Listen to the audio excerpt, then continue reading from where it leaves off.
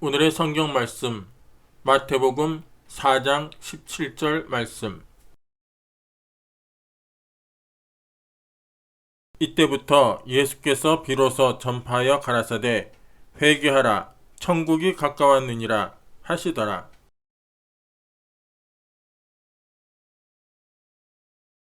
저는 여러분과 함께 신앙의 재고 정리라는 제목으로 말씀을 나누고자 합니다. 그 누구든지 한 해가 다 저물어가는 이때가 되면 잘 살아왔든 못 살아왔든 지나온 1년을 뒤돌아보고 자기 마음속에 새로운 삶의 각오를 하게 되는 것입니다. 사업을 하는 사람은 반드시 연말에 1년 사업을 정산해보고 수지결산을 해보는 것입니다. 그리고 재고 정리도 반드시 해야만 하는 것입니다. 이처럼 우리 신앙인들도 한 해를 보내면서 우리 하나님 앞에 양심의 등불을 밝혀놓고 마음을 하나님 앞에 솔직히 열어놓고 1년 동안 나의 신앙생활이 잘 되었는지 못 되었는지를 회개하고 살펴보는 귀한 신앙의 재고 정리가 있어야만 하는 것입니다. 저는 오늘 이 안에 마지막 주일을 보내면서 여러분과 함께 만문을 활짝 열고 신앙의 재고 정리를 철저히 함께 해보고자 합니다. 첫째로 우리는 1년을 살면서 정말 하나님의 계명을 쫓아서 살았는가, 이 사실을 깊이 생각해 봐야 됩니다. 예수님께서는 요한복음 14장 15절에 너희가 나를 사랑하면 나의 계명을 지키리라고 말한 것입니다. 1년 동안 내가 하나님을 사랑한다고 하면서 실제로 사랑했느냐, 가짜로 사랑했느냐. 내가 하나님을 사랑했으면 하나님의 계명을 반드시 지켰을 것이라는 것입니다. 예수님께서 친히 말씀하기를 내가 아버지의 계명을 지키고 아버지 사랑 안에 거하는 것처럼 나의 계명을 지키는 자는 나의 사랑 안에 거하리라고 말씀하신 것입니다. 그러면 주님이 말씀하는 계명은 무엇일까요? 너무 잘 아는 십계명인 것입니다. 우리 오늘 이 시간에 십계명에 우리 자신을 비춰보고 내가 과연 지난 한 해 동안에 이 계명을 지키며 살았는지 살펴보아야 할 것인 것입니다. 성경에는 내 앞에 다른 신을 두지 말라고 말하셨습니다. 우리는 1년 동안 단군신을 세우려고 하는 무리들에게 적극적인 대처를 해서 반대를 했습니다.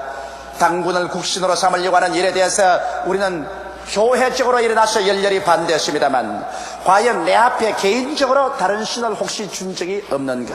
내가 시험에 들어서 혹시 다른 종교에 가서 우상에게 절한 적이 없는가? 이러한 일이 있으면 하나님 앞에서 철저히 회개해야만 되는 것입니다. 성경에 우상을 섬기지 말라고 했는데 우리는 금이나 은이나 보석이나 나무나 돌로 만든 우상에게 절은 안 했지만은 혹시 내 마음의 보좌에 하나님을 앉혀놓는 대신에 내 부모나 형제, 남편이나 아내, 자식이라도 또 부귀의 영화 공명이나 세상의 권력을 신으로 앉혀놓고 신앙의 나라의 액세서리로 삼고 살았지 않은가? 여러분, 눈에 보이는 우상보다도 눈에 보이지 않은 탐욕의 우상을 내 가슴의 보좌에 앉혀놓고 탐욕의 노예가 되는 것은 무서운 우상 숭배인 것입니다. 이러한 우상 숭배를 했으면 그 탐욕의 우상을 오늘 박살을 내고 예수 그리스도를 마음의 보좌에 앉혀야만 하는 것입니다. 하나님의 이름을 망령되이 부르지 말라고 성경은 말하고 있는데 우리는 쉽게 하나님의 이름을 장난삼아 쓸 때가 많습니다. 혹시 망년에 가셔 혹은 크리스마스 파티에 가셔 장난삼아 하나님의 이름을 망령되이 부르고 희희낙낙한 적이 없습니까? 저도 어느 파티에 참석을 했는데 그곳에서 여러 가지 게임을 하는 중에 하나님의 이름, 예수님의 이름을 넣어서 게임을 하는 것을 보고 얼마나 가슴이 숨뜨럭했는지 모릅니다. 왜냐하면 그러한 것이 바로 하나님의 이름을 망령되이 부르는 것입니다. 하나님은 거룩하고 지극히 영광스러운 하나님이십니다. 하나님의 성호는 지극히 경건되고 거룩하게 사용해야지 하나님의 이름을 망령되이 부르고 죄 없다 여김을 받지 아니할 것입니다. 여러분, 성경은 안식일을 거룩히 지키라고 했는데 우리는 우리 개인적인 사업 때문에 생활 때문에 능히 안식일을 지킬 수 있는데도 불구하고 안식일을 지키지 않고 자기 개인의 일을 추구하지 않았었습니까? 성경은 내 부모를 공경하라고 했는데 나는 부모에게 원망하고 불평하고 오히려 부모를 대적하고 공경하기는커녕 부모를 박대하는 그런 죄를 짓지 않으셨습니까? 눈에 보이는 자기 부모를 공경하지 못하는 사람이 눈에 안 보이는 하나님을 어떻게 공경할 수 있단 말인 것입니까? 성경에는 살인하지 말라고 했는데 실제로 칼을 들어 사람을 죽이지 않았지만 마음속에 살인하고 싶을 만큼 미움과 원한을 가진 적은 없습니까? 성경에는 간음하지 말라고 했는데 실제로 간음한 죄가 있을 사람은 물론 말할 필요 없이 철저히 이 죄를 회개하고 버려야 되겠지만 마음속에 혹시 추한 마음을 품고 마음속으로 범죄하지 않으셨습니까? 우리의 신앙을 가장 근원적으로 파멸하는 것은 바로 음행과 더러운 것과 호색인 것입니다. 도둑질하지 말라고 했는데 혹시 우리가 우리의 이웃 것을 도둑질하지 않았나요? 선한 의미에서 빌려오고 난 다음에도 이것을 갚지 아니함으로 말미암아 결국 도적한 것이 되지 않았나요? 만일 그런 일이 있으면 이 해가 지나기 전에 우리는 그것을 다 갚고 청산해야 될 것인 것입니다. 내 이웃을 거짓 증거하지 말라 했는데 우리는 얼마나 많은 기회에 이웃 사람의 잘못 아닌 잘한 것조차도 나쁘게 보고 이것을 악평을 하고 다른 사람에게 잘못된 말로 전달하지 않았나요? 내 이웃을 탐하지 말라고 했는데 우리는 이웃의 집이나 재산을 탐하고 심지어는 이웃에 있는 자녀나 이웃에 있는 부인까지라도 탐한 적이 없나요? 여러분, 우리의 마음속에 우리는 손을 얹고 철저히 계명을 통해서 우리 자신을 살펴보아야 할 것인 것입니다. 계명은 바로 거울입니다. 거울에 비친 내 모습에 죄의 때가 묻었으면 곧장 회개하고 예수님의 십자가 보혈로 씻어서 하나님 앞에 부끄러운 모습을 드러내지 말아야 될 것인 것입니다. 성경은 말씀하기를 죄를 짓지 않은 의인은 없다고 말하셨으나 또 성경은 계속해서 말씀하기를 만일 우리가 우리 죄를 자백하면 저는 미쁘시고 이로우사 우리 죄를 사하시며 모든 불의에서 우리를 깨끗게 하실 것이요 만일 우리가 죄 없다 하면 스스로 거짓말하는 자가 될 것이라고 말한 것입니다. 이러므로 오늘 이 시간 무고죄를 보내면서 우리는 십계명의 거울에 우리 자신을 비춰보고 우리의 죄악을 오늘 이 시간에 철저히 회개하는 시간을 가지게 되시기를 주의 이름으로 축원합니다. 둘째로 나는 1년 동안 실천적인 믿음의 생활을 해왔는가? 이 사실을 물어봐야 할 것입니다. 입술로만 주여 주여 하는 신앙, 지적인 신앙만 가지고 있으면서 행동이라고는 없는 신앙을 갖지 않았는가? 성경 야고보서 2장 26절에 영혼이 없는 몸이 죽은 것 같이 행함이 없는 믿음은 죽은 것이라고 말하고 있는 것입니다.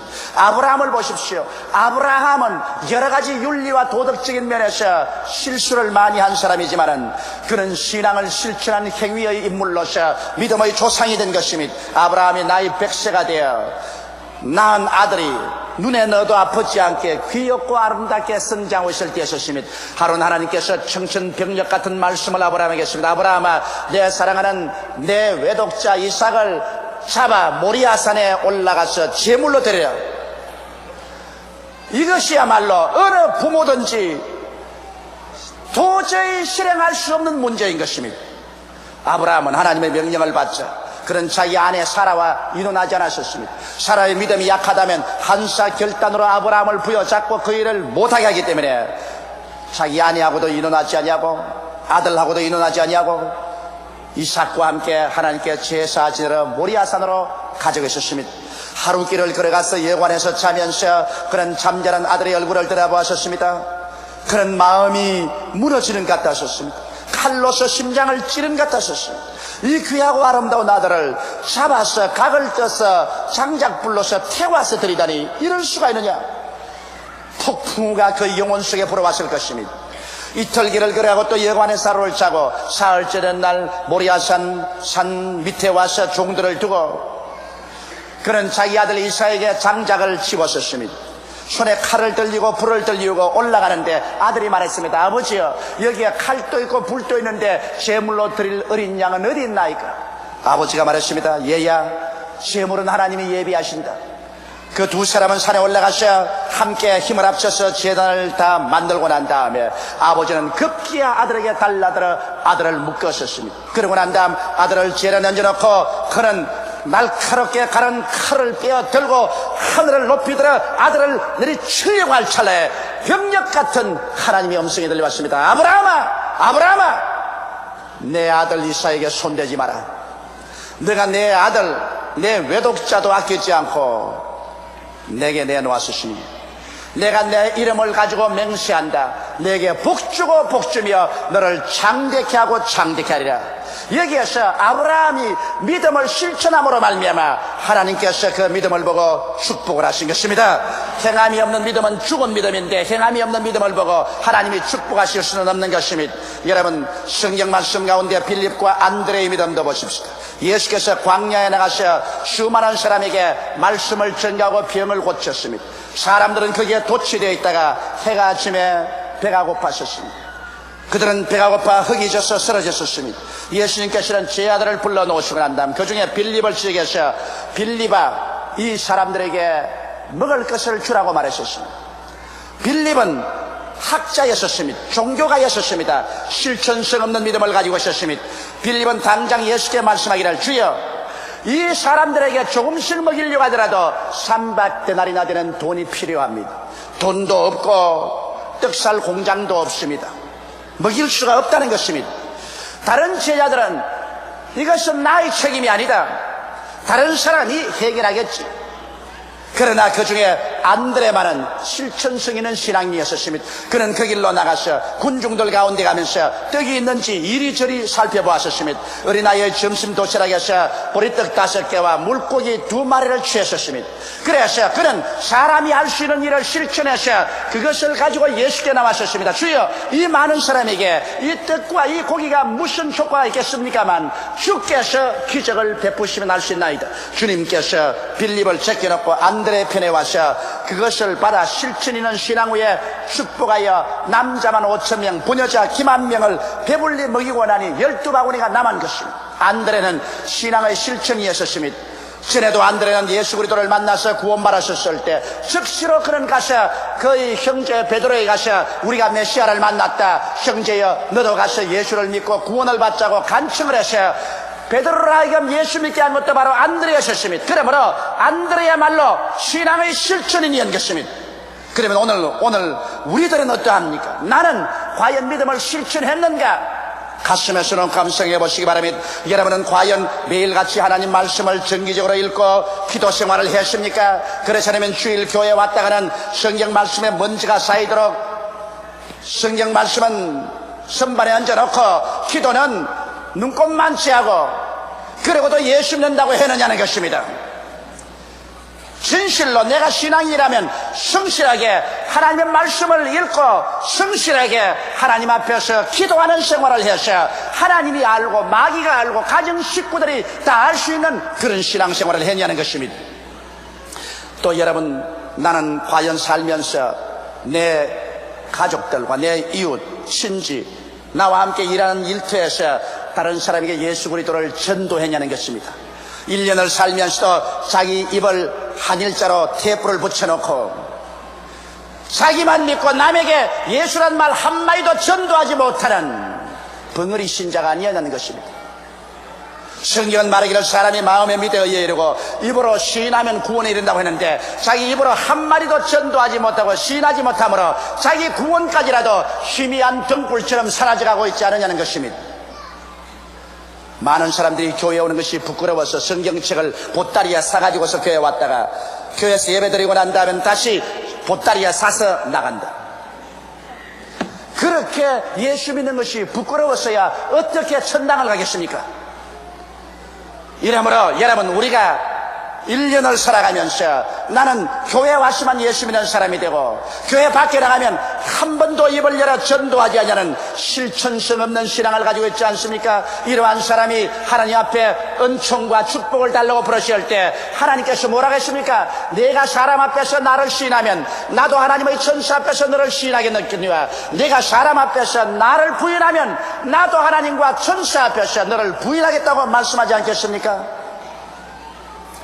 여러분은 진실로 한 해를 살면서 11조를 도둑질하지 않고 살았습니까?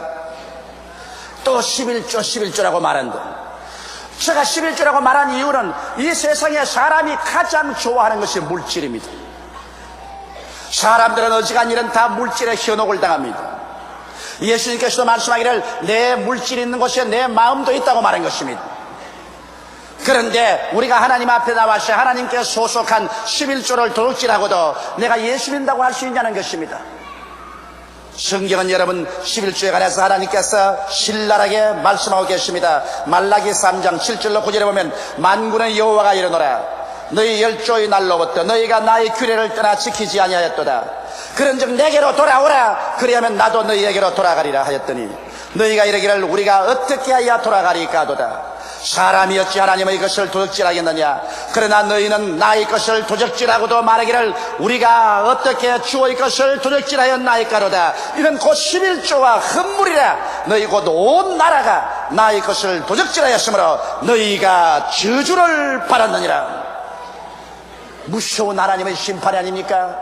너희는 내게로 돌아오라. 돌아오는 조건이 11조와 헌물을 드림으로 내게로 돌아오라. 그러면 나도 너희에게로 돌아가려고 하셨으니 오늘 여러분 우리가 하나님 앞에서 11조와 헌물을 도둑질하고서 아무리 기도한들 그 기도가 어떻게 하늘에 상달되겠습니까? 하나님께서 도둑놈의 기도를 들어주시겠습니까?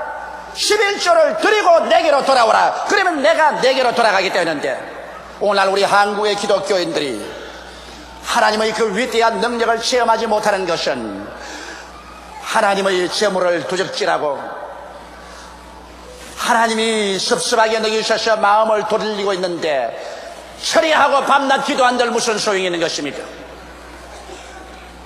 그러므로 오늘 우리들은 모두 다 하나님 앞에서 11조 도둑질하지 말고 하나님의 것을 하나님께 돌려야 되는 것입니다. 성경에 말씀하기를 너희 온 나라가 저주를 받았다. 오늘 사람들은 애쓰고 힘써서 좋은 집도 짓고 좋은 물건도 갖다 놓고 행복하게 살려고 하지만은 그 집이 저주를 만났고 물건이 저주를 받았고 생활이 저주를 받았었습니다. 그러므로 옛날보다 더 많은 가정이 파괴되고 더 많은 고아들이 생겨나고 범죄가 더 많아지고 불행한 사람이 더 많아지는 이유가 왜 그렇습니까?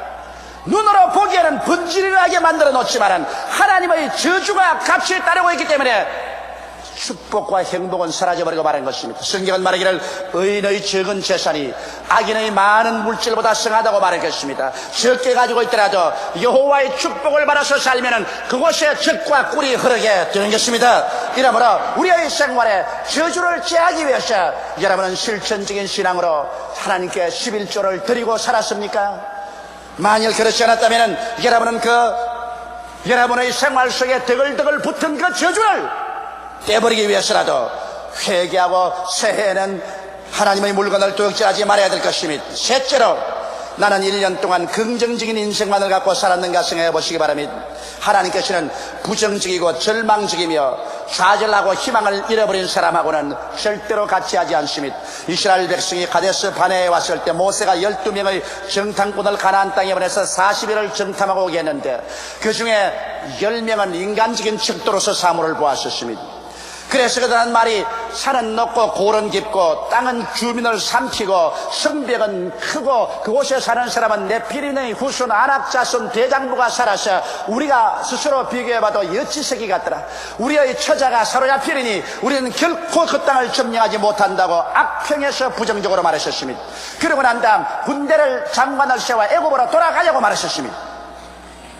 여러분 이 사람들은 부정적인 말을 했습니다. 하나님께서 그 부정적인 말을 하는 절망적인 사람을 그 자리에서 죽이고 그를 따라온 사람 이스라엘 백성들을 광야로 회진시켜 40년 동안 광야에서 방황해서 다 죽고 그 뼈가 사막의 태양에 바래지게 만들어버리고 말한 것입니다.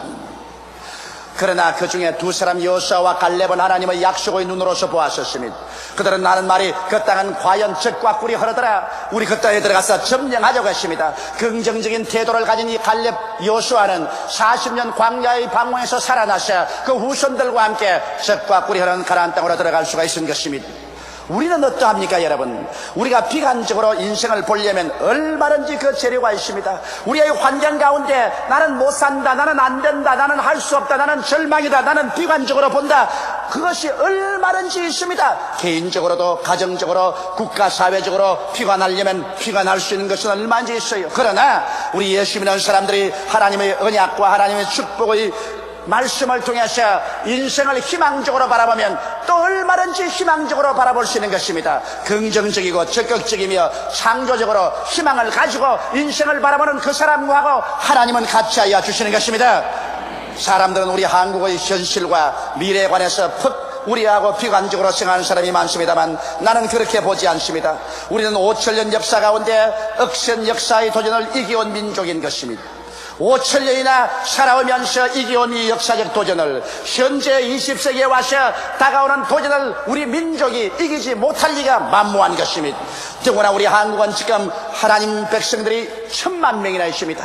성경에 말씀하기를 너희 두세 사람이 내 이름으로 모인 곳에는 나도 너와 같이 있겠다고 했는데 1천만의 성도가 주야로 하나님을 부르짖는데 이 땅에 하나님이 같이 안 계실 리가 만무한 것입니다. 그리고 또 나는 확실한 말은 말세 하나님께서 이 민족을 선택하여 제상의 국가를 삼아서 아시아의 황금 시절에 온 아시아 전역에 세계 만방에 복음을 전가할 제상의 국가로 계획하고 있다는 것을 알고 있습니다. 만일 하나님이 우리와 같이 하시면 누가 우리를 대적하리요? 그 아들을 아끼지 않고 우리에게 주시니까 그 아들과 함께 무엇을 선물로 주지 않겠습니까? 그러므로 나는 신학적인 면에서 우리 조국과 민족을 바라볼 때 우리 조국과 민족에는 창창한 미래와 소망이 있습니다. 비록 소련과 중공과 극악한 이북의 괴뢰 집단을 머리에 이고 있고 정치적으로 여러 가지 어려운 시련도 많고 경제적으로 국제 경쟁에서 시련이 많지만은 우리는 하나님이 같이 계심으로 이 모든 것을 능히 이기고 영혼이 잘됨같이 범사에 잘되며 강건하고 생명을 얻되 넘치게 얻으며 살아갈 수 있다고 저는 희망적인 태도를 가지고 있습니다. 우리가 소망을 저버리지 아니하면 소망의 하나님께서 우리와 같이 하여 주셔서 우리의 내일을 찬란하게 이끌어 주시는 것입니다. 넷째로 살펴보고 싶은 것은 우리는 진실로 사랑을 실천하고 살아왔느냐는 것입니다. 진실로 하나님을 사랑해서 그 나라와 그 의를 먼저 구하며 하나님께서 내 마음의 보좌를 확실히 점령하고 있었는가? 정말 나는 나라를 사랑했는가? 여러분, 나라 없는 민족의 슬픔을 보십시오. 유대인들은 2000년 동안 나라 없이 방황하면서 가는 곳마다 핍박을 당하고 멸시와 천대를 당하고 2차 대전 때는 히틀러에 의해서 600만 명이 학살을 당해도 말 한마디 할 수 없는 것은 나라가 없는 민족이기 때문인 것입니다. 월남을 보십시오. 그렇게 나라가 있을 때 나라가 부패하고 날이 지고 날이 새도록 계속 학생들의 데모, 종교인들의 데모로 나라가 뒤엎여서 파멸하고 말하셨습니다. 나라를 잃어버린 월남 난민들이 배를 타고 남지라에 떠 있어도 누구도 구출하려고 하지 않습니다. 어느 곳에 가나 천대와 멸시를 당합니다. 우리는 비록 붉은 이리떼에게 북반구를 강점당했지만은 그러나 우리가 발붙일 나라가 있는 것을 감사하게 생각하고 이 나라는 남의 나라가 아니라 내 나라이기 때문에 내가 공중도덕 하나라도 지키고 공공기물 하나라도 아끼고 사랑해서 내 나라 내 민족을 사랑해야 되는 것입니다. 그래야 우리가 이 땅에서 잘 살고 우리 후손이 잘 살 수 있어요. 내 나라를 위해서 내가 세금을 바칠 것은 세금을 바치고 공세를 바칠 것은 바치고 군대의 임무도 다하고 나라를 위해서 일하는 사람들이 되어야 될 것인 것입니다. 또한 물어보고 싶은 것은 진실로 우리는 이웃을 사랑하고 살았냐는 것입니다. 이웃을 사랑한다는 것은 함께 잘 살도록 노력하는 것입니다. 나만 잘 살 것이 아니라 우리 다 함께 잘 살도록 노력하자는 것입니다. 그런데 요새 우리 한국 땅에 보면 비위생적으로 만드는 간장, 농약을 쓴 콩나물 같은 부정식품을 만들어 가지고서 사람들은 죽든 말든 자기만 돈을 벌면 된다는 악덕 상인들이 있습니다. 저는 사형제도를 동의하지 않은 사람 중에 한 사람이지만 나는 부정식품을 만드는 사람은 사형에 처해야 된다고 생각합니다. 썩은 간장을 만들고 농약을 넣어서 콩나물을 만들어서 이를 먹은 사람들이 암이 걸리고 생명이 단축되는데도 남을 희생해서 돈 벌겠다는 악덕스러운 상인들, 부정식품업자는 반드시 근절되고 이런 사람들은 사형에 처해야 된다고 나는 생각을 합니다. 우리는 함께 잘 살아야 돼요. 남을 희생하고 그 희생의 피해의 대가로서 자기만 잘 살겠다는 무리를 우리의 집단에서 없애야 되는 것입니다. 이러므로 내 이웃을 내 몸같이 사랑하라고 말씀한 그 계명을 우리는 지키고 살아야 될 것인 것입니다. 또 나아가서 우리는 자연 및 생태계를 사랑해야 하는가 물어봐야 되는 것입니다. 사람은 혼자 살지 못해요. 사람은 나무하고 풀하고 같이 살아야 되고 벌레하고 꿩이나 토끼나 노루하고 같이 살아야 돼요. 여러분, 자연이 왕성할 때 사람도 잘 살게 돼요. 사람이 잘못 살게 되면 자연도 패하고 말아요. 나는 나무를 쉽게 베어서 내팽개치는 사람 보고 분노를 느낍니다. 나무 한 그루 키우려면 적어도 10년 이상, 20년, 30년이 걸립니다. 이렇게 오래 걸릴 나무를 그냥 단숨에 도끼로 찍어서 화목을 만들어버리고, 이런 나쁜 사람이 어디 있는 것입니까? 여러분, 참으로 나라가 흥하려면 자연을 사랑해야 되고 생태계를 사랑해야 돼요. 한강물이 악덕 기업주들 때문에 죽어가는 것을 잘 알지요. 공장 폐수가 흘러들어와서 물고기가 다 죽어버리고, 그리고 오리떼가 다 날아가 버리고 철새가 없는 죽은 한강이 되었을 때, 여러분, 서울은 얼마나 삭막하고 서울 자체가 죽은 도시가 되어가고 있지 않았습니까? 한강 재개발로 말미암아 이제 이와 같은 물들을 정수를 하고 하수도를 처리하고, 그렇게 해서 물고기가 다시 살아나고 철새가 돌아오고 한강물이 살아나면 서울이 다시 살아나는 것입니다. 사람은 여러분 혼자 못 삽니다. 사람은 나무와 풀과 같이 살아야 되고, 사람은 새들과 벌레들과 같이 살아야 돼요. 이것이 자연 속에 우리가 참 행복을 누리는 것입니다. 이러기 때문에 우리들은 자연을 사랑하고 생태계를 정말 사랑해야 됩니다. 서울 시내에 토끼가 뛰어놀아야 되는 것입니다. 서울 시내 길거리에 노루가 가도 안심하고 걸어갈 수 있어야 됩니다. 지금은 토끼나 노루가 가면 어디에서 모가지가 틀릴지 모릅니다. 자연과 생태계가 함께 살 때 비로소 행복한 삶을 살 수가 있어요. 나는 우리 한국에서 개발한다고 하면 브루다지를 가지고 와서 언덕도 물어버리고 나무들도 무너뜨리는데 가슴이 메입니다. 선진국에 가서 여러분 도시 개발하는 거 보면 나무가 있으면 나무를 피해서 집을 짓습니다. 아름다운 언덕이 있으면 언덕을 피해서 집을 지어요. 나무 한 그루, 풀 한 폭이 하나님이 만든 것인데 이걸 사랑하지 않고서 우리가 어떻게 이 땅에서 행복하게 살아갈 수가 있는 것입니까? 이러므로 우리는 자연과 생태계를 사랑하지 못한 죄도 회개하고 새해에는 나무 한 폭이, 풀 한 폭이, 그리고 무해한 동물까지라도 사랑하면서 함께 사는 우리들이 되어야 될 것입니다.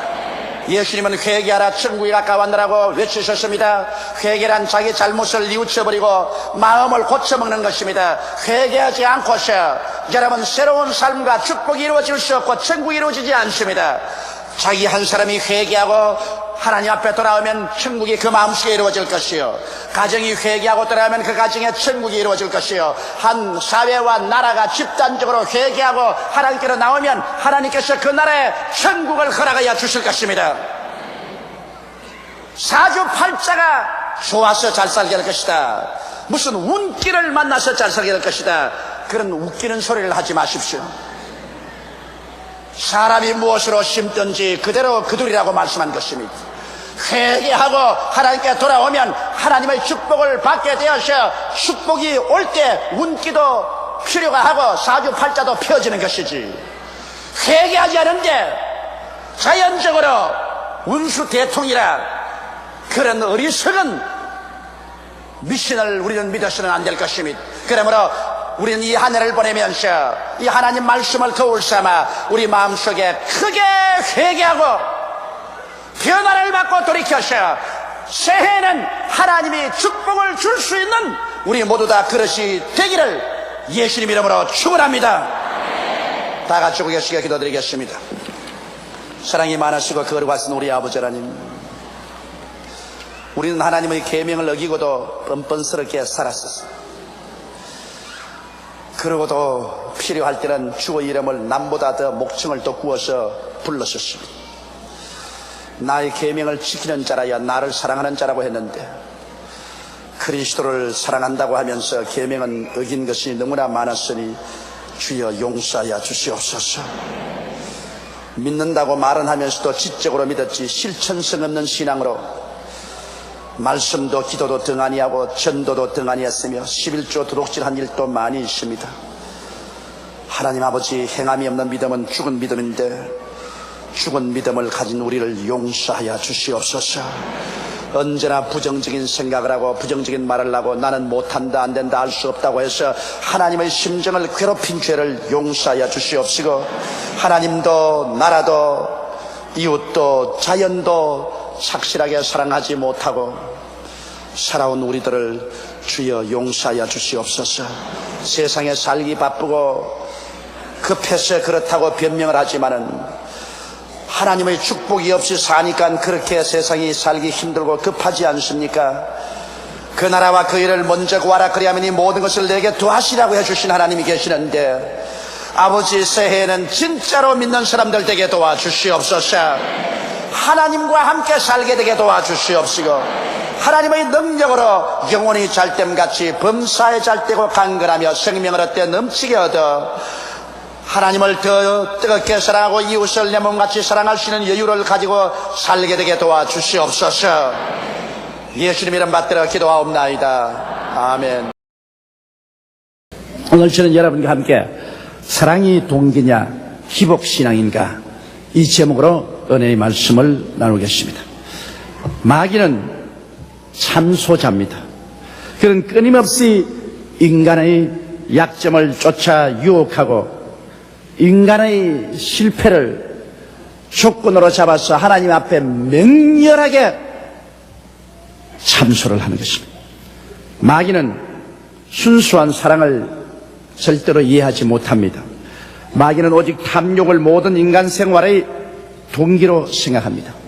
그렇기 때문에 탐욕을 쫓아 아담을 유혹하여 타락시킨 이후 항상 마귀는 탐욕을 전매 특허로 사용을 하고 있습니다.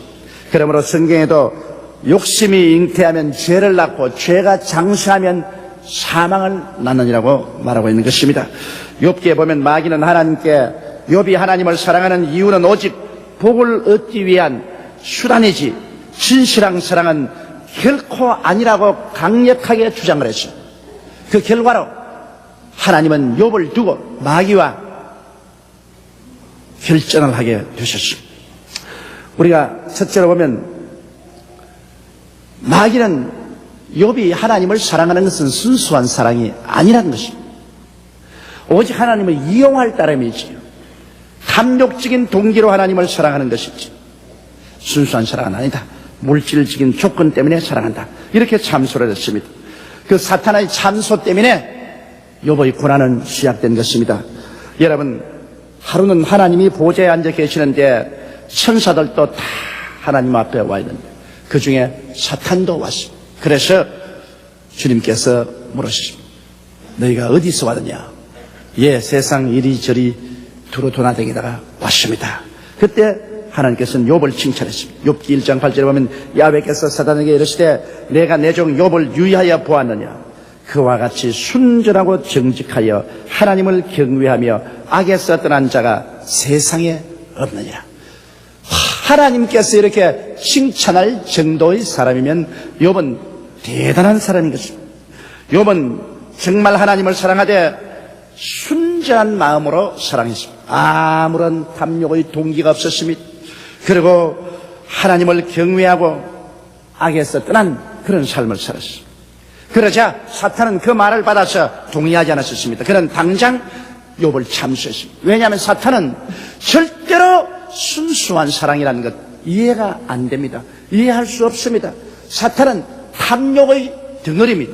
그가 하나님의 보좌를 빼앗으려고 하다가 쫓겨났고 그 다음 아담과 하와에게 탐욕을 주어서 너희도 선악과를 따먹는 날에는 눈이 밝아 하나님처럼 된다는 욕심을 주어서 타락시킨 경험이 있기 때문에 탐욕이 모든 삶의 동기라고 생각하고 있었습니다. 그래서 욥기 1장 9절로 11절에 보면 사단이 야훼께 대답하여 가로되 욥이 어찌 까닭없이 하나님을 경외하리까? 주께서 그와 그 집과 그 모든 소유물을 사늘로 두르심이 아니니까? 주께서 그 손으로 하는 바를 복되게 하사 그 소유물로 땅에 늘리게 하셨음이니이다. 이제 주의 손을 펴사 그의 모든 소유물을 치소서. 그리하시면 정령 대민하여 주를 욕하리이다. 여기에서 사탄조차도 하나님은 복의 근원이요, 하나님은 우리에게 복 주시기를 원하신다는 것을 그는 인정하고 고백했습니다. 여기 말하기를 하나님께서는 욥을 그 집과 그 얻은 소유물을 사늘로 둘러서 해를 받지 않게 하고 욥의 손으로 하는 바를 복되게 하나님이 하셔서 그 소유물을 땅에 널리 퍼지게 했다. 그렇게 말하십니다. 여러분, 하나님은 좋은 하나님이십니다. 하나님은 우리에게 사랑을 베풀어주고 우리에게 소망을 주기를 원하시는 것이 하나님의 뜻입니다. 그러나 사탄은 말하기를 욥이 하나님이 그렇게 해주시기 때문에 하나님을 사랑하지, 일단 하나님이 욥의 물질적인 재산을 빼앗는다면 절대로 하나님 숨기지 않는다. 그건 하나님을 대면해서 욕하고 배반한다. 그렇게 말했습니다. 그래서 욥을 두고 이제 하나님의 장담과 마귀의 참소를 어느 것이 사실인지 시험해 보기로 한 것입니다. 그러므로 욥이 이제 불안과 시련의 고통 속에 떨어지게 된 것입니다. 순수한 사랑이냐 탐욕적인 동기냐는 시험의 용광로에 들어가 보면 대번이 압니다. 사람이 좋을 때 주여 주여하고 할렐루야 감사합니다 하지만은 시험의 용광로에 들어가 보면 그 신앙이 진실한 신앙인지 가짜인지 알 수 있죠.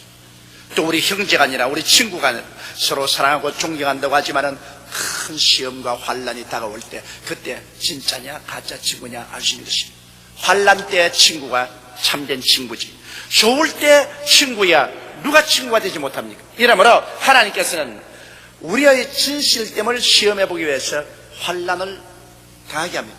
마귀 앞에 우리의 진실됨을 증명하고 복을 주시기 위해서 환란의 용광로를 통하게 할 때가 많이 있습니다. 그러므로 이제 욥은 이 마귀의 참소를 통해서 시험과 환란을 당하게 됩니다. 하나님께서는 욥을 마귀에게 내주었습니다. 너가 과연 시험해보라. 욥이 탐욕적 동기에서 나를 섬기는지 순수한 마음으로 나를 섬기는지 네가 알아볼 것이다. 그래서 사탄은 하나님 보좌 앞에서 물러나와서 그때로부터 욥을 공격하는 것입니다. 욥이 하루는 집에 있는데 갑자기 종이 한 사람이 뛰어와서 머리에 티끌을 날리고 옷을 찢고 울면서 꿇었대 말하기를 주인이여 소는 밭을 갈고 나귀는 풀을 먹고 있는데 갑자기 서밭 사람들이 공격을 해와서 소 500겨리를 다 빼앗고 암나귀 500겨리를 다 빼앗고 그를 돌보던 종들은 다 죽였는데 저만 살아왔기에 보호하나이다. 그 보호가 끝나기도 전에 한 사람이 머리에 티끌을 날리고 몸에 상처를 입고 반나가 되어서 뛰어와서 말합니다. 주인이여 큰일 났습니다. 양 7,000마리와 그를 돌보던 종들이 하늘에서 갑자기 벼락이 떨어져서 다 타 죽었습니다. 나만 홀로 남았기에 살아왔습니다. 그 말이 끝나기도 전에 또 종 한 사람이 뛰어와서 말하기를 주인이여 큰일 났습니다.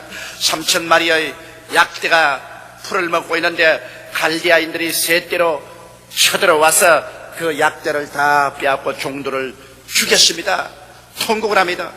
그 통곡이 끝나기도 전에 또 종들이 뛰어와서 눈물을 흘리며 티끌을 날리며 옷을 찢으며 땅을 치고 울며 말했습니다. 큰일 났습니다. 주인이시여, 주인의 아들 딸들이 마청의 집에서 잔치를 베풀고 있는데 갑자기 일진 광풍이 불어와서 집을 내리때리며 기둥이 무너져서 집이 팍싹 내려앉아 7 아들과 3 딸이 다 비명횡사했습니다. 자, 욥이 이 불행의 말을 듣자 하늘이 아뜨겠습니다. 그는 즉시로 일어나서 겉옷을 찢고 머리털을 밀고 하나님 앞에 엎드렸습니다. 욥기 1장 20절로 20절에 보면 욥이 일어나 겉옷을 찢고 머리털을 밀고 땅에 엎드려 경배하며 가로되 내가 모태에서 적신이 나왔은지 또한 적신이 그리로 돌아가올지라. 주신 자도 야훼시요 취하신 자도 야훼시오니 야훼의 이름을 찬송받으실지어다고 이 모든 일에 욥이 범죄하지 아니하고 하나님을 향하여 어리석게 원망하지 아니하니라고 말했습니다. 이 격렬한 시련을 통해서 욥의 하나님에 대한 신앙은 진실한 신앙이었던 것을 증명하는 것입니다.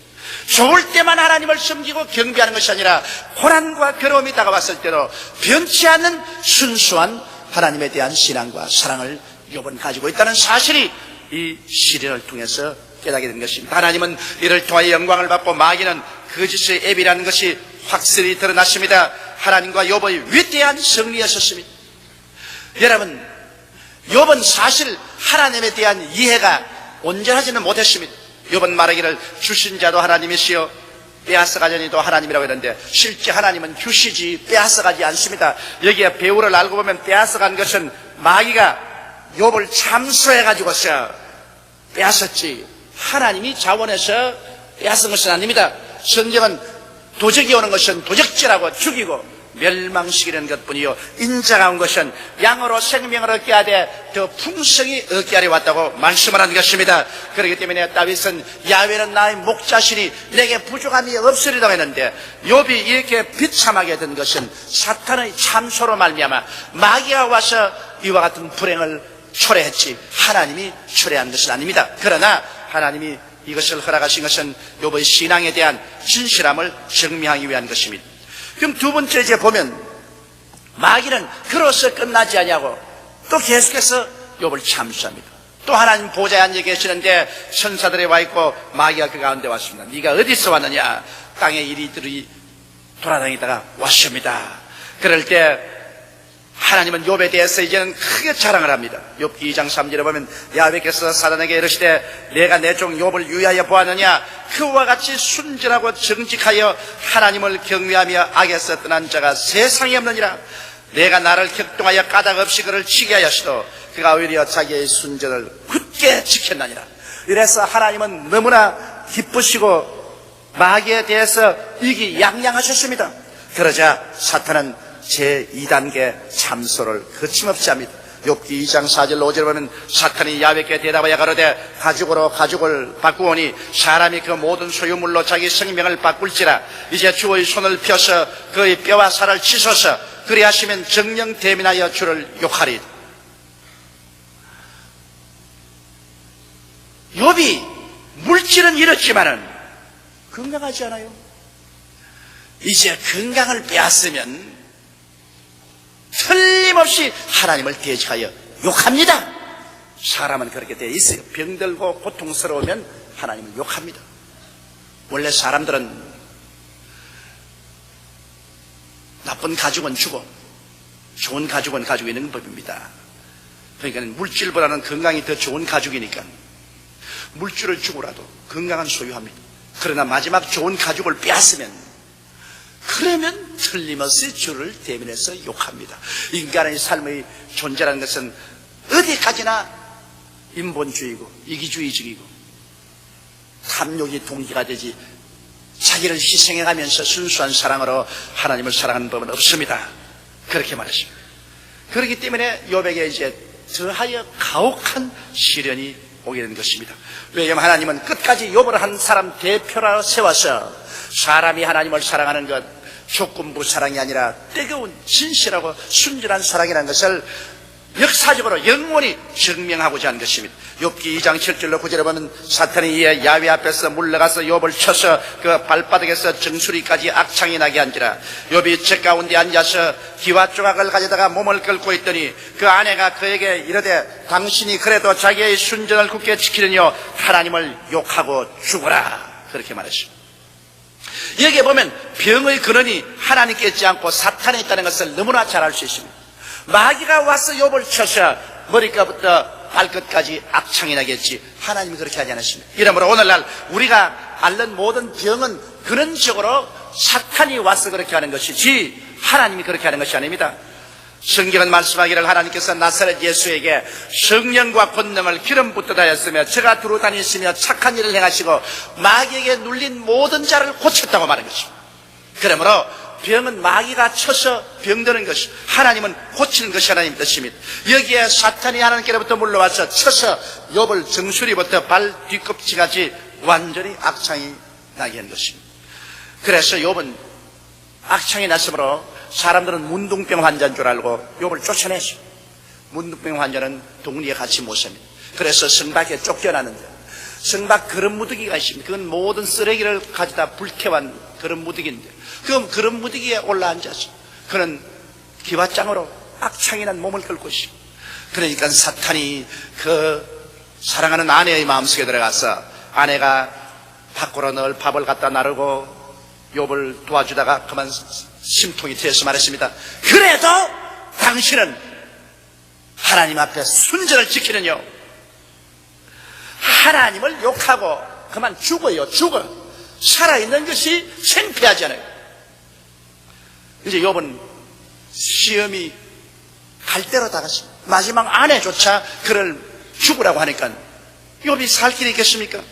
어지간한 사람 같으면 하나님을 원망할 것입니다. 그러나 욥기 2장 10절에 보면 그가 이르되 그대의 말이 어리석은 여자 중 하나의 말 같도다. 우리가 하나님께 복을 받았은즉 재앙도 받지 아니하겠느냐 하고 이 모든 일에 욥이 입술로 범죄치 아니하니라.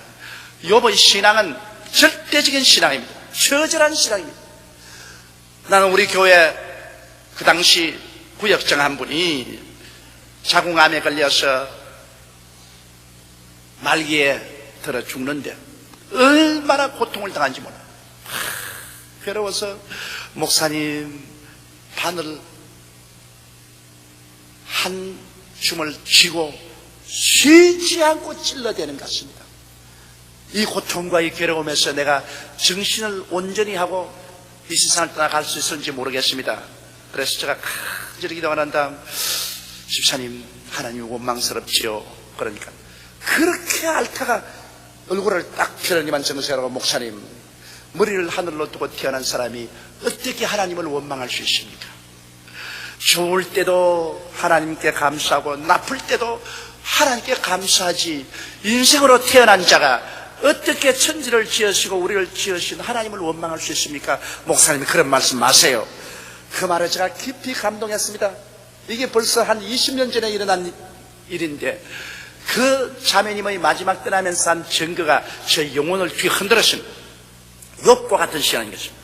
욥은 끝까지 그 신앙의 순수성을 지켰습니다. 그런데 이제 마지막 최후로 몰아바친 마귀의 공격을 보십시오. 욥을 평소에 사랑하던 친구인 대만 사람 엘리바스와 수아 사람 빌닷과 나아마 사람 소발이 욥을 위로왔다가 욥의 너무 비참한 정황을 보고 그들은 입도 못 대고 욥 곁에 그대로 며칠이고 묵묵히 앉으시고, 그러다가 그 다음에는 그들의 입을 열어서 맹렬하게 욥을 고발했습니다. 네가 죄를 지어서 그러셨냐? 죄가 있기 때문에 이런 화를 받지 죄가 없는데 화를 받겠느냐? 그래서 죄와 벌의 논리를 가지고 맹렬하게 욥을 공격했습니다. 그때 욥은 하나님 앞에서 자기는 범죄한 것이 없다, 한 번도 자기 양심에 거리낀 일을 한 적이 없다. 오직 욥은 진실한 마음으로 하나님을 사랑하느냐, 탐욕적 동기로 하나님을 사랑하느냐, 이것 때문에 마귀와 사탄 사이에 논쟁이 되어서 시험하는 시험 무대가 되었지, 욥이 개인적인 죄를 지어서 그렇게 된 것은 아닙니다. 우리의 삶도 마찬가지입니다. 우리가 죄를 지어서 하나님께서 꾸중하시고 징계하고 채찍을 때린 수 있지만은 내가 특별히 죄를 짓지 않아도 하나님이 나를 높여주고 복을 주려면 사탄이 와서 참수합니다. 이 사람이 높임을 받을 자격이 없습니다.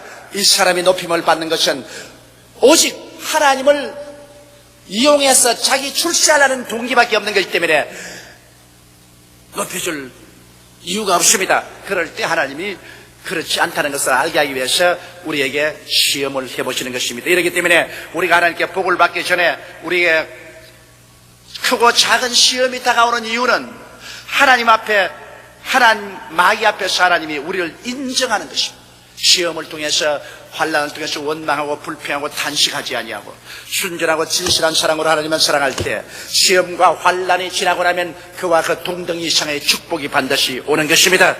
대개 낙지하는 이유는 사탄의 참소에 맞아떨어져서 좋을 때는 하나님께 감사하고 찬미하고 환난과 시험을 당하면 그만 하나님을 원망하고 탄식하게 욕하게 될 때 사탄하고 맞아떨어집니다. 그때는 사탄이 그것 보세요, 내 말이 맞지 않아, 저런 사람을 어떻게 복을 주냐, 그렇게 하면 시험에 낙지해버리고 마는 것입니다. 욥은 끝까지 하나님을 원망하거나 욕하지 않으셨습니다. 그렇기 때문에 결과로 사탄은 완전히 낭패를 당하고 하나님은 큰 승리와 영광을 얻으셨고 그 결과로 너무 기뻐하셔서 욥에게 전에보다 갑절로 더 많은 복을 주신 것입니다. 여러분, 이 모든 말씀을 참조하고 셋째로 우리는 우리 자신에 대한 엄격한 검토를 해야 하는 것입니다. 우리가 이 욥의 경험을 통해서 깊이 깨달을 것은 우리에 대한 하나님의 뜨거운 사랑을 알고 있어야 하는 것입니다. 하나님의 동기는 우리에게 복을 주는 것이지 화를 주는 것이 아닙니다. 어떠한 물질적인 실현이라고 하도 어떤 육신의 병이 들어도 근원적으로 하나님이 그렇게 하시는 것이 아니라 마귀가 참소해서 마귀가 우리를 도적질하고 죽이고 멸망시킨다는 사실을 알아야만 하는 것입니다. 하나님은 좋은 하나님인 것입니다. 하나님은 우리를 사랑하셔서 그 아들 예수님을 보내시사 죄 없는 자가 우리 죄를 대신해서 십자가에 몸짓고 피를 흘렸으므로 우리를 원죄에서 건져내 주심으로 누구든지 예수를 믿으면 원죄에서 건짐을 받아 영원한 삶을 얻도록 만들어 주신 것입니다. 이렇기 때문에 하나님의 사랑은 도저히 우리가 청량할 수가 없는 사랑인 것입니다. 사랑은 우리를 좋게 하려고 하지 나쁘게 하지 않습니다. 부모가 자식에게 나쁜 것을 원하지 않습니다. 왜? 자식을 사랑하기 때문인 것입니다. 이러므로 부모의 사랑을 몇 천만 배나 더 큰 사랑으로 우리를 사랑하는 하나님께서 우리가 잘못되기를 원하지 않습니다. 그러나 언제나 하나님을 믿고 사랑하는데 탐욕적인 동기가 있느냐 없느냐를 살펴야 합니다. 성경은 말씀하기를 경성하나 깨어라 너희 대적마귀가 우는 사자같이 돌아다니며 삼킬 자를 찾는다고 말했습니다. 성경은 말하기를 우리를 밤낮 참수하는 마귀라고 말했습니다. 마귀는 우리 주위에 눈을 번쩍이 외치면서 어찌하든지 우리 약점을 찾아내고 우리 마음의 동기를 찾아내어서 고발하고 고소해서 하나님 앞에 복을 받지 못하도록 하려고 하는 것입니다. 우리는 물론 제일 처음 예수를 믿을 때는 탐욕적인 동기가 되어서 예수 믿는 사람들이 많이 있습니다. 병 낫기 위해서 예수 믿고 환난과 시험에서 축복받기 위해서 예수 믿는 것이 있습니다. 그것은 어린아이 때의 신앙인 것입니다. 그러나 우리의 신앙이 성장하면 어린아이의 일을 버려야만 하는 것입니다. 계속해서 어린아이와 같은 신앙을 가지고 탐욕적인 동기로 나오면 내내 시험과 환난이 끝나지 않습니다. 내내 마귀가 따라다니면서 참수하기 때문에 하나님께서 합법적으로 우리에게 복을 줄 수가 없습니다. 그러므로 처음 신앙할 때는 어린아이와 같은 마음으로 욕심이 동기가 되어서 믿었다고 할지라도 우리가 신앙에 들어서고는 탐욕적인 동기를 벗어버려야만 되는 것입니다. 어린아이의 일을 벗어버리고 우리의 모든 삶이 하나님을 섬기기 위한 것이 되어야만 되는 것입니다. 여러분, 우리가 이 세상에서 먹고 입고 마시고 사는 것도 하나님을 섬기기 위해 사는 것이죠. 우리가 사업을 하든지 그렇지 않으면 공무원이 되든지 직장을 하든지 우리의 삶 전체의 동기가 하나님께 영광을 돌리고 섬기는 것이 되어야 하는 것입니다. 성경에는 너희가 그 나라와 그 의를 먼저 구하라 그리하면 이 모든 것을 너희에게 더하시라고 말씀하는 것입니다. 하나님의 나라와 하나님의 의를 먼저 구하는 하나님을 섬기는 것이 우리 마음의 동기가 되면 우리 마음이 굳건한 반석 위에 서게 되는 것입니다. 자기의 욕심이 동기가 되면 우리는 파도치는 바다와 같은 것입니다. 마음이 정체가 없습니다. 그러나 내 중심이 하나님을 섬기고 우리 주 예수 그리스도를 섬기기 위해서 살면은 내 중심에 흔들리지 아니하는 기둥이 서게 되는 것입니다. 나는 그 확실히 흔들리지 않은 그 중심의 기둥을 부여잡고서 인생을 살면 마귀가 와서 어떻게 유혹하더라도 어떻게 참수하더라도 그것을 이겨나갈 수 있는 것은 중심이 굳게 서 있기 때문인 것입니다. 이러므로 우리의 삶의 동기가 하나님을 섬기고 하나님을 사랑하는 데 있어야 됩니다. 하나님이 여러분을 얼마나 사랑했지 않습니까? 이 큰 사랑으로 아담 안에서 원조로 말미암아 죽은 우리를 예수 그리스도 안에서 함께 살리시고 영생을 주시고 함께 이렇게 해서 하늘에 앉는 이 특권을 주셨습니다. 이 너무나 큰 사랑을 받았기 때문에 우리도 사랑에 대한 메아리로서 사랑으로 응답해야 되실 것입니다. 하나님이 나를 사랑한 것처럼 나도 뜨거운 마음으로 하나님을 사랑하고 그 사랑이 동기가 되어서 살아야 돼요.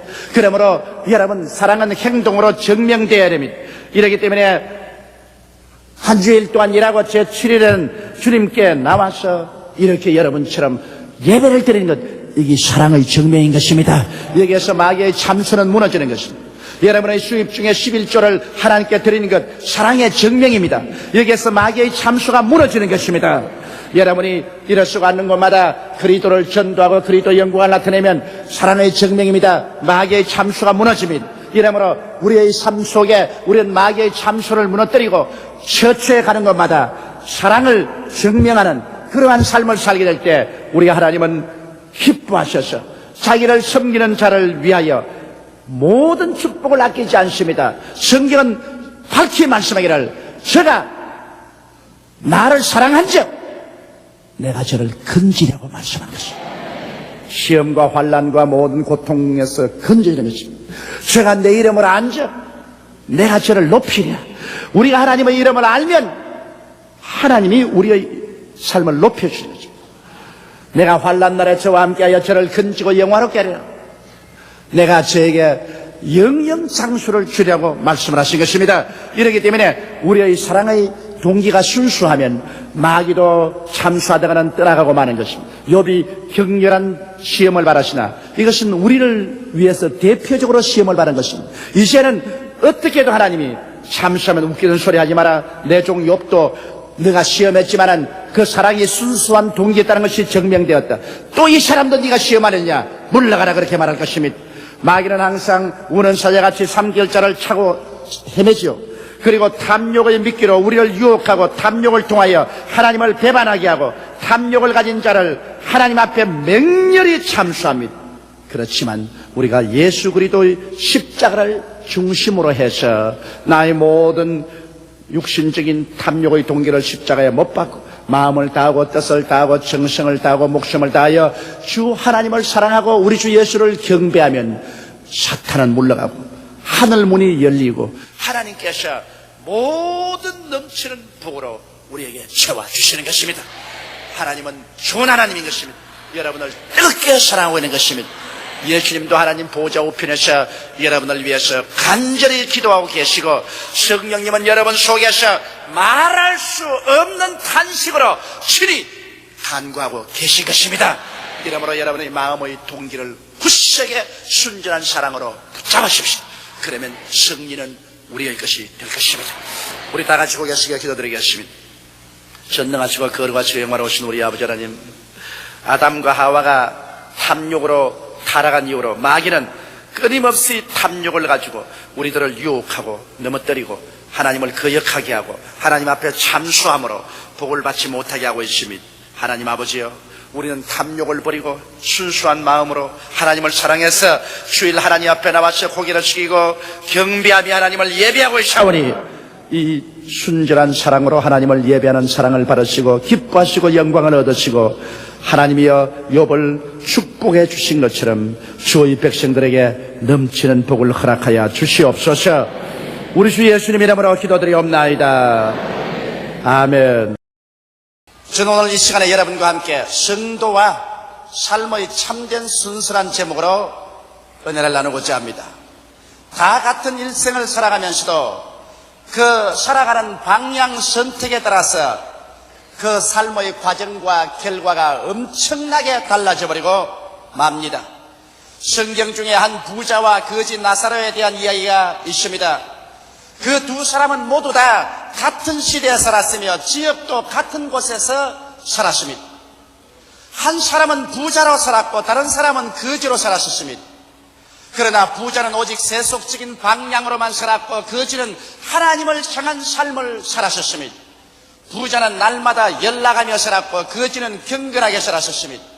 시간이 지난 후에 두 사람이 다 이 세상을 떠나게 되었을 때 그들의 삶의 결과는 엄청나게 달라지고 마는 것입니다.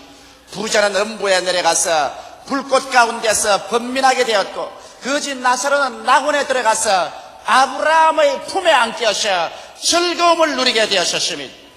우리는 이 땅에 사는 동안 진실로 올바른 삶의 방향과 순서를 따라서 살아야만 합니다. 저는 십자가를 바라볼 때 그 십자가 속에서 세 가지 형태의 삶의 방향을 찾아볼 수가 있습니다. 이 세 가지 형태의 삶의 방향을 여러분과 함께 오늘 살펴보고자 하는 것입니다. 첫째로 수직적인 삶을 살아가는 사람들이 이 세상에 많이 있습니다. 십자가를 보면 수평이 있는가 하면 수직적인 것이 있습니다. 오직 수직적인 삶만 살아가는 수많은 사람들이 있습니다. 수직적인 삶이란 많은 종교인들이 택하는 삶입니다. 그것은 하나님과 나의 관계만 올바르게 가지면 모든 일이 끝났다고 생각하는 사람인 것입니다. 내 자신만 구원을 받고 내만 축복받으면 되었지 남이야 어떻게 되든 상관할 필요가 없다는 삶의 자세, 이 수직적인 삶의 자세를 가지고 사는 종교인들이 수없이 많이 있습니다. 중세의 수동원 운동이나 오늘날 한국의 극단적인 기도원 운동이 그 부류에 속합니다. 남이야 죽든 살든 내가 상관할 것이 무엇이냐? 하나님과 나와의 수직적인 관계 하나만 잘 가지면 된다는 이러한 생각을 가진 사람들의 삶인 것입니다. 이와 같은 삶은 이기주의적인 삶입니다. 자기 유익만 구합니다. 내게 유익만 되면 되었지. 다른 사람에게는 어떻게 비참한 손실이 되어도 내가 관심을 가질 필요가 없다는 것입니다. 이와 같은 사람은 또한 독선적인 삶을 사는 것입니다. 자기 길만이 옳고 자기만이 정당하다고 생각하는 사람인 것입니다. 이러한 사람은 사랑을 저버린 사람인 것입니다. 이웃의 죄인, 가난한 자, 병든 자, 소외된 자들이 어떻게 비참하게 살아도 이것은 나와는 아무런 관계도 없고 관심 밖에 있는 사람이라고 생각하는 사람들인 것입니다. 오늘날 한국 교회가 100주년을 맞이해서 이와 같은 함정 속에 빠질 깊은 위험 속에 놓여 있는 것입니다. 왜냐하면 내 교회만 잘 되면 우리는 된다. 내 교파만 잘 되면 된다. 우리 자신만 축복받고 잘 살면 된 일이지. 우리 이웃에 가난하고 병들고 죄짓고 소외되고 절망한 사람들에게 관심을 가질 필요가 있겠는가? 그렇지 않으면 일본 1억 2천만 일본 민족들이 그리스도를 알지 못하고 죽어가고 있더라도 그들에게 대해서 우리가 관심을 가질 필요가 어디 있겠는가? 아프리카에 한발이 다가와서 수많은 사람들이 헐벗고 굶주려서 죽어갈지라도 그것이 우리에게 무슨 상관이 있겠는가? 우리는 이 땅에서 우리만 하나님을 믿고 하나님 축복을 받고 우리만 잘 살면 된다는 수직적인 인생을 살아가는 사람들인 것입니다. 여러분, 그러나 하나님께서는 그렇게 생각하고 있지 않습니다. 하나님께서는 예수 그리스도께서 죽었다가 부활해서 승천하고 난 다음에 성령을 보내시고 성령은 예루살렘만 머물러 있지 않으셨습니다. 예루살렘에서 유대로 나가게 하고 유대에 나가면 사마리아로 나가게 하고 사마리아 나가면 땅끝까지 나가서 그리스도의 복음을 전가하고 그리스도의 복음을 나누도록 한 것이 하나님의 성령의 역사인 것입니다. 그렇기 때문에 오늘날 여러분 우리의 신앙생활 가운데서 나만 예수를 잘 믿고 나만 하나님께 축복을 받고 나만 잘 먹고 잘 입고 잘 살면 이것으로서 신앙이 끝장났다는 이기주의적인 이와 같은 신앙생활에서 우리는 탈피해 나와야 되는 것입니다. 가인이 그 동생 아벨을 죽이고 난 다음에 하나님께서 가인을 불러셨습니다. 가인아 가인아 너희 동생 아벨이 어디 있느냐? 그럴 때 가인이 대답하기를 하나님이여 내가 무슨 동생을 지키는 자니까? 그때 하나님께서 말씀하기를 그러면 왜 너 동생의 피가 땅에서 내게 부러지냐고 말씀한 것입니다. 오늘날도 우리가 가인같이 내가 누구기에 헐벗고 굶주리고 병들고 죄짓는 사람들에게 관심을 가질 필요가 있습니까? 내가 무슨 그 사람 지키는 자니까? 이와 같은 태도를 가져서는 안 됩니다. 하나님은 세상을 이처럼 사랑하사 독생자를 하늘 보좌에서 이 땅으로 내보내주신 것입니다. 하나님께서는 예수 그리스도 그 자신의 영광과 부귀를 생각하지 아니하시고 죄를 짓고 불의하며 추악하며 버림을 당한 인생들을 생각하셔서 그리스도를 이 땅에 내보내주신 것입니다. 예수님은 자기 개인의 혼자 관심만 가지고 나만 하나님을 잘 섬기고 하나님과 동행하면 되었지 다른 사람들에 관해서 무슨 관심을 가질 것이냐 생각하지 않으셨습니다. 예수님께서는 너의 죄, 나의 죄, 우리의 죄를 자기의 죄로 알고 십자가에 매달렸었으며 여러분과 나의 질병을 자기의 질병으로 알고 감당하여 채찍에 맞았었으며 여러분과 나의 저주와 가난을 자기의 것으로 알고 십자가에 매달려 저주를 받음으로 말미암아 율법의 저주에서 여러분과 나를 해방시켜 주신 것입니다. 그러므로 예수 그리스도는 자기 혼자의 수직적인 관심만 가진 것이 아니라 이웃에 대한 뜨거운 사랑의 관심을 가졌던 것입니다. 오늘날 우리 한국교회뿐 아니라 우리 여의도 순복음교회가 살아갈 수 있는 길은 우리만 예수 믿고 우리만 하나님께 축복받아 잘 살겠다는 것이 아니라 우리는 이웃에 대한 뜨거운 관심을 가져야만 되는 것이며 우리는 다 한 지체인 것이며 아담 안에서 우리는 다 한 지체로 태어난 것이며 그러므로 우리 스스로만 아무리 잘 산다고 하더라도 다른 지체일 부분이 고통 속에 있으면 우리가 마음속에 즐거움을 가지고 살 수가 없습니다. 여러분, 내 머리가 아무리 상쾌해도 팔이 아프면 가서 팔을 도와줘야 우리 몸 전체가 편합니다. 몸 상체가 다 편할지라도 하체가 병들어서 아프면 몸 전체가 가서 하체를 도와줘야만 되는 것입니다. 우리 인류는 다 그리스도 안에서 한 몸이 되고 한 지체가 되어 있는 것입니다. 그렇기 때문에 우리는 예수 그리스도의 사랑으로 말미암아 이웃의 고통이 나의 고통이며 이웃의 슬픔이 나의 슬픔이며 이웃의 배고픔이 나의 배고픔이며 이웃의 헐벗음이 나의 헐벗음인 줄 알고 그들을 위해서 기도하고 도움의 손길을 베풀고 사랑하며 우리가 함께 힘을 나누어 지고 살아가는 성도들이 되어야만 할 것입니다. 이러므로 우리 한국교회는 100주년을 맞이하여 이제는 100살이 되었으니 성숙할 때가 왔습니다. 이제는 내 개인의 신앙, 내 교회만 잘 된다면 된다는 이러한 신앙을 버리고 우리는 4천만을 책임지는 우리들이 되어야 될 것이요 온 동북 동남아의 영혼들을 책임지는 사람이 되어야 될 것이요 세계의 영혼 구원을 위해서 기도하는 우리들이 되어야 될 것입니다. 우리는 근대판 수도원을 지어서 우리는 수도원에 들어가서 세상 것 다 잊어버리고 우리만 잘 믿으면 된다는 그런 잘못된 신앙에서 벗어나와야만 되는 것입니다. 이러기 때문에 오늘 하나님께서 성령을 주셔서 여러분과 나 한 사람에게 깨달음을 주신 것입니다. 이러므로 내가 구원받고 내가 하나님께 축복을 받은 대로 이 축복을 온 천하 만민에게 나누어야만 하는 것입니다. 이러기 때문에 우리는 전도해서 남의 영혼을 구원시켜야만 되는 것입니다. 우리는 또 병든 자와 함께 울고 저들을 위해서 기도하고 도움을 베풀어야 되는 것입니다. 우리는 헐벗은 자들에게 우리의 옷을 나누어 주고 우리 먹을 것을 함께 나누어 주면서 그리스도의 사랑을 전파해야 되는 것입니다. 외롭고 고독하고 소외된 사람들을 찾아가서 그들에게 그리스도의 사랑을 함께 나눌 수 있는 여러분과 내가 되어야 되는 것입니다.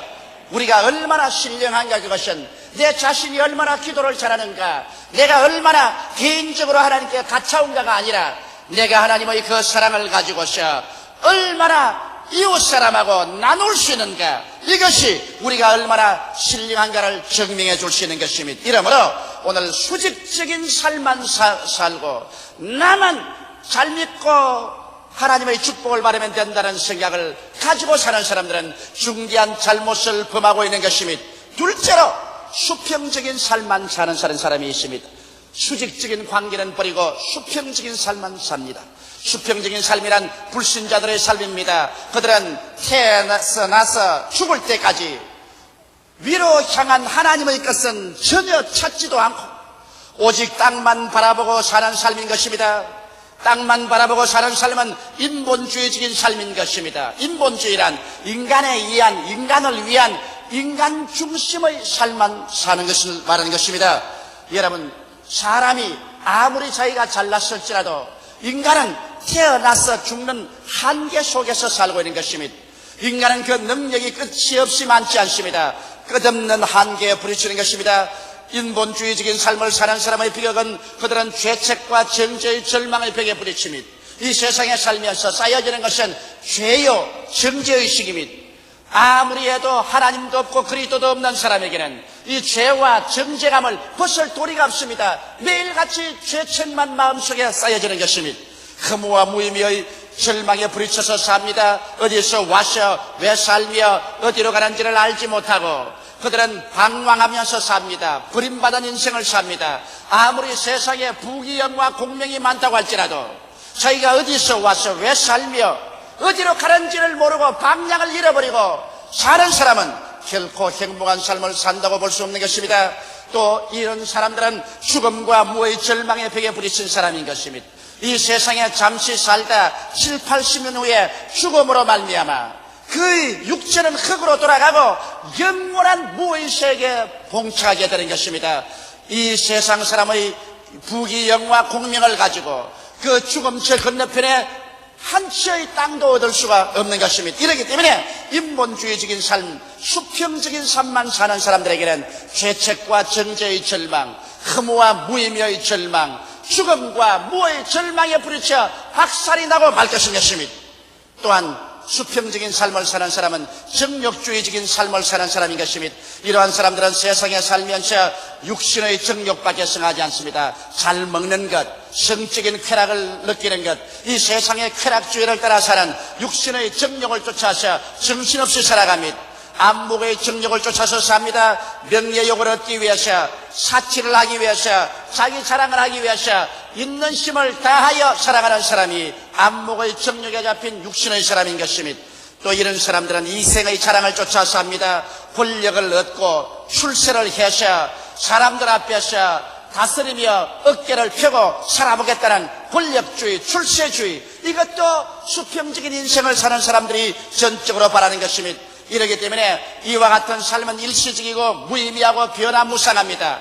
여러분, 오늘 하나님을 알지 못하고 위의 것을 찾지 못하고 오직 수평적인, 세속적인, 세상적인 삶만 사는 사람들은 인본주의적인 삶을 사는 사람이요, 정욕주의적인 삶을 사는 사람들이요, 이러한 사람들에게는 영원한 죽음과 심판의 멸망이 기다리고 있습니다. 에베소서 2장 1절로 3절에 보면 너희 허물과 죄로 죽었던 너희를 살리셨도다.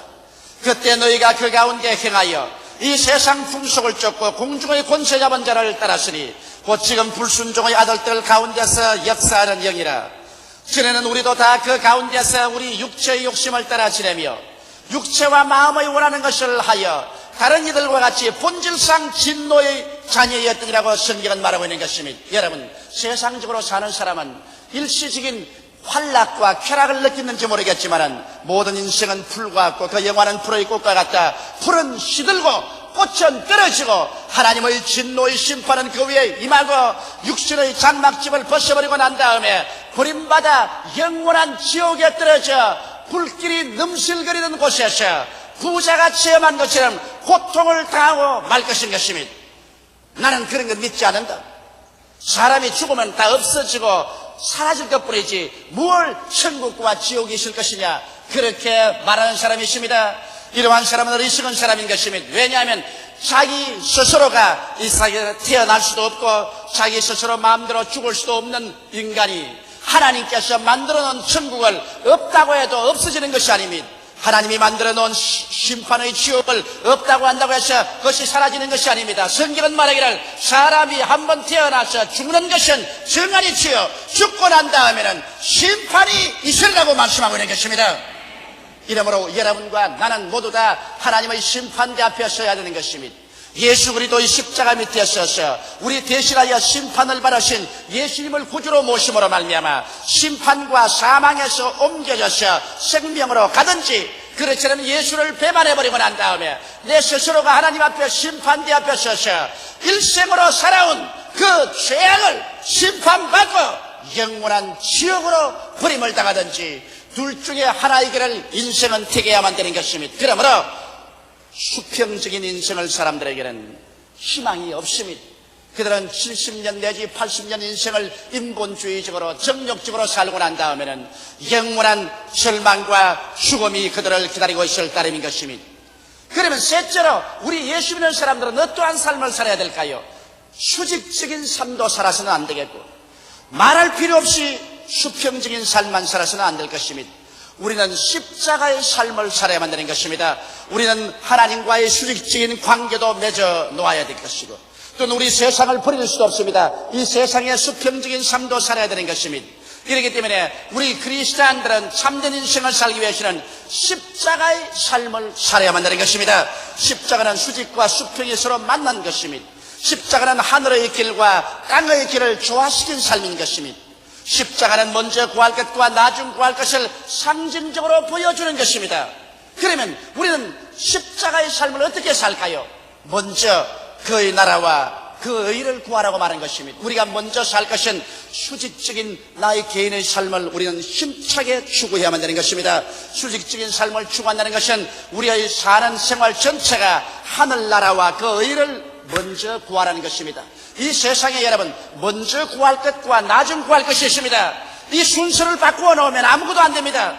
하나님께서는 먼저 여러분과 내가 인생을 살면서 수직적인 삶을 추구하라는 것입니다. 하나님과 나의 관계를 올바르게 세우라는 것입니다. 그래서 그 나라와 그 의를 구하라고 했는데 그 나라라는 것은 무엇이냐? 우리 사는 전체의 목적이 하늘나라를 이루는 삶을 살아가는 것입니다. 여러분과 나를 살아가는 목적이 세상에 부귀 영화 공명을 얻기 위한 삶이 아닌 것입니다. 우리가 대학을 졸업하고 지식을 얻었다고 할지라도 혹은 우리가 사업을 해서 돈을 많이 벌었다고 할지라도 또 우리가 세상에서 출세하여 부귀와 영광을 얻었다고 할지라도 그것이 목적이 되는 것이 아니라 이런 것을 다 가지고서 우리의 궁극적인 목적은 하나님의 나라를 이 땅에 오게끔 하는 일에 전력을 기울여야 된다는 것입니다. 이기 때문에 그리스도의 나라가 이 땅에 임하도록 우리는 열심히 전도하고 열심히 교회를 세우고 그리스도의 몸된 교회를 받들고 하는 이와 같은 하늘나라 일을 하는 것을 여러분과 내가 우리의 중심의 목적으로 삼아야만 되는 것입니다. 그뿐 아니라 그 의를 구하라고 말한 것입니다.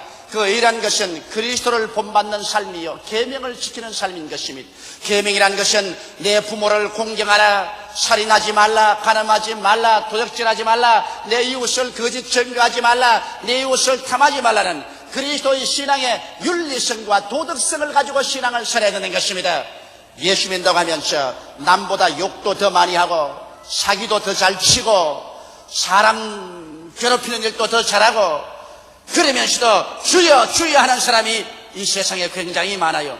내가 아는 사람들 중에도 시장터에서 가장 욕 잘하고 싸움 잘하고 나무 돈 잘 떼먹고 하는 사람이 주일날에는 성경책 들고서 찬송합시다고 교회 나갑니다. 이 사람을 보고 난 다음 전 시장 사람들이 모두 다 저 사람이 예수 믿고 천당하는 것 같으면 우리는 그런 천당이라도 안 가겠다고 말하는 것을 저는 들어보았었습니다. 여러분 우리가 입술로만 주여 주여 할 것이 아니라 우리의 생활에서 그리스도를 믿는 신실한 신앙의 윤리와 도덕성이 따라야만 되는 것입니다. 그렇기 때문에 그 의를 구하라고 말하셨습니다. 우리의 삶 속에 예수 그리스도의 의로움을 우리 생활 속에 실천해야 되는 것입니다. 주님께서도 나의 계명을 지키는 자야, 나를 사랑하는 자니 나를 사랑하는 자에게 내 아버지의 사랑을 베풀어 주실 것이요 우리가 그에게 우리 자신을 나타내리라고 말씀하신 것입니다. 이렇기 때문에 우리 예수 믿는 사람인 같으면 우리의 전체적인 삶의 전 목적이 어찌하든지 이 땅에 하늘나라 천국이 임하도록 전도하고 교회를 세우고 교회를 받드는 일에 전력을 기울여야 될 것이요 또 우리의 생활이 의로서 사람들에게 손가락질을 받지 않는 윤리와 도덕성을 가진 삶을 살아야 되는 것입니다. 이것이 수직적인 삶인 것입니다. 그러고 난 다음에 우리는 수평적인 인생의 삶을 버려야 되느냐? 버릴 수가 없습니다.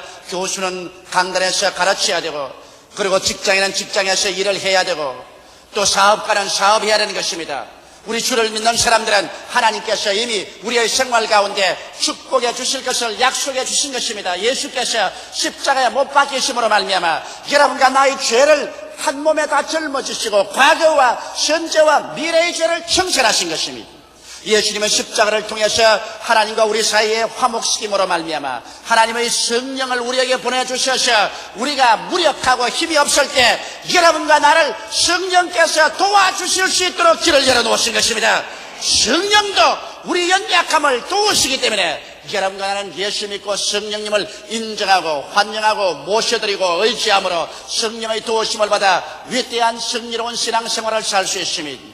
예수님은 또한 여러분과 나를 위해서 채찍에 맞으심으로 말미암아 우리의 연약과 병을 대신 짊어지고 가셨으므로 그런 쪽으로 여러분과 내가 건강을 누리고 살 수 있는 길을 열어놓으신 것입니다. 또 예수님께서는 십자가에 매달림으로 말미암아 율법의 모든 저주를 한 몸에 걸머지고 모든 저주를 다 청산해버렸습니다. 그리스도께서 저주를 받으사 율법의 저주의 소리를 속량해버리고 말았다고 갈라디아서 3장 13절은 말하고 있는 것입니다. 이러므로 또한 우리는 십자가를 통하여 저주에서 해방을 얻은 그리스도의 축복을 누릴 수 있는 것입니다. 예수께서 죽었다가 부활하심으로 말미암아 사망 권세 철폐하고 우리에게 부활과 영생의 소망을 주신 것입니다. 이러므로 우리는 십자가의 삶이란 것은 그 나라와 그 일을 먼저 구하고 내가 의의 삶을 살 뿐 아니라 이 세상의 수평적인 삶 속에서도 주님께서는 우리의 영혼이 잘됨같이 범사에 잘되며 강건하게 만들어 놓으신 것입니다.